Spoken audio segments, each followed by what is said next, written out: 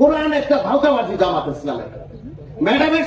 স্বাধীনতার মহান ঘোষকের সুযোগ্য পুত্র বাংলাদেশের বৃহত্তম রাজনৈতিক দলের চেয়ারপারসন হচ্ছে বেগম শহীদ প্রেসিডেন্ট জিয়াউর উত্তরসূরি তারেক রহমান। তার নামটি উচ্চারণ করতে হলে উজু করে করবেন। গত 2-3 দিন ধরে রাজনীতি কিন্তু রাজনীতি, এটা কিন্তু আপনার ঠিক ওই গীতা বাইবেলের সঙ্গে সম্পর্ক নেই, কোরআন শরীফের সঙ্গে সম্পর্ক। রাজনীতিতে অনেক কিছু থাকে যে কতগুলো আপনার প্রয়োজন অনুযায়ী আপনাকে সেগুলো পরিবর্তন করতে হয়, এটা অত্যন্ত প্রয়োজনীয় ব্যাপার।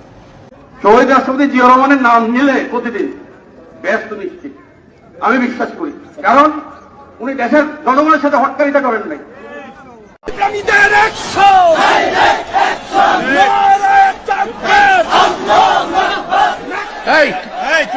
কার কথা বলতেছ? নামটা পয়সা বলো তো, কার কথা বলতেছ? বেটা কার কথা বলছিস তুই? ফাজিল তো থাকার নবীরে ধৈরা জেলে দিয়ে কমুনে সালা, নবীরে ধৈরা জেলে দিয়ে কমুনে সালা, ফাজিল গুলা কোথাকার। আমি মক্কা মনে করি শাহজাহান চৌধুরীর এই বাড়িটাকে,